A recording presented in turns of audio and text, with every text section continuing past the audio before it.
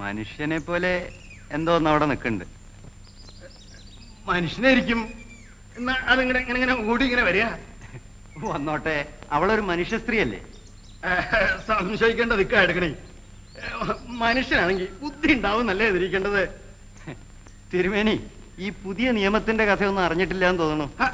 എന്താ നേരാമണ്ണം കുളിക്കുകയും തേവാരിക്കൊന്നും പാടില്ല എന്നാണോ നിയമം? അല്ല, മനുഷ്യനെ ആട്ടി ഓടിക്കാൻ പാടില്ല.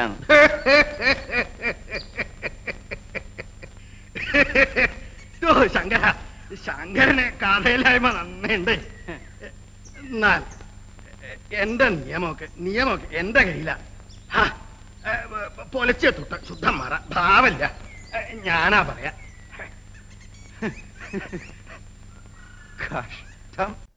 വിൻസെന്റ് മാഷിന്റെ ക്യാമറയെക്കുറിച്ചും പറയാതെ വയ്യ. കഥ പറച്ചിലിന് ക്യാമറയുടെയും ലൈറ്റുകളുടെയും പങ്ക് എന്താണെന്ന് വ്യക്തമാക്കുകയാണ് വിൻസെന്റ് മാഷ് ഈ സിനിമയിലൂടെ ചെയ്തത്. മലയാള സിനിമ ഭാവത്തിലും ശൈലിയിലും നേടിയ മാറ്റത്തിന്റെ ഒന്നാം അധ്യായമാണ് നീലക്കുയിൽ എന്ന സിനിമയിൽ കാണുന്നത്. പ്രശസ്ത ഛായാഗ്രാഹകനായ വിപിൻ മോഹൻ ഈ ചിത്രത്തിൽ ഒരു ബാലതാരമായിട്ട് അഭിനയിച്ചിട്ടുണ്ട്.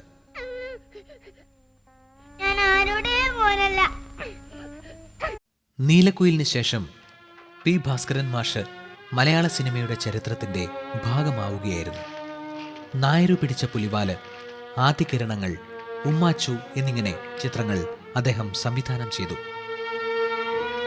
ഇരുട്ടിന്റെ ആത്മാവ് എന്ന ചിത്രത്തിൽ പ്രേം നസീറിനെയും, അന്വേഷിച്ചു കണ്ടെത്തിയില്ല എന്ന ചിത്രത്തിൽ സത്യനെയും വളരെ വ്യത്യസ്തമായി അവതരിപ്പിക്കാൻ സാധിച്ചു എന്നതും ചരിത്രത്തിന്റെ ഭാഗമാണ്.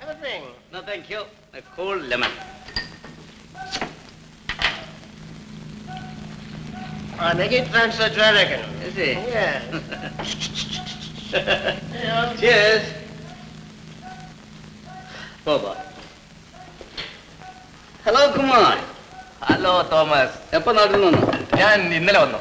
തൃശ്ശൂരിൽ എല്ലാവർക്കും സുഖം തന്നെ? ഓ യെസ്, വളരെ സുഖം തന്നെ. പിന്നെ എന്തൊക്കെയുണ്ട് ഇവിടെ വിശേഷങ്ങൾ? Nothing special. മൂലധനം, ഒരു പിടികാരി, വിത്തുകൾ, കള്ളിച്ചെല്ലമ്മ എന്നിങ്ങനെ നിരവധി സാമൂഹിക പ്രസക്തിയുള്ള ചിത്രങ്ങളും പി ഭാസ്കരൻ സംവിധാനം ചെയ്തിട്ടുണ്ട്. അരനൂറ്റാണ്ടുകാലം മലയാള സിനിമയിൽ നിറഞ്ഞു നിന്ന ഈ പ്രതിഭ ഇന്നും നമ്മുടെ സാംസ്കാരിക രംഗങ്ങളിൽ സജീവമാണ്.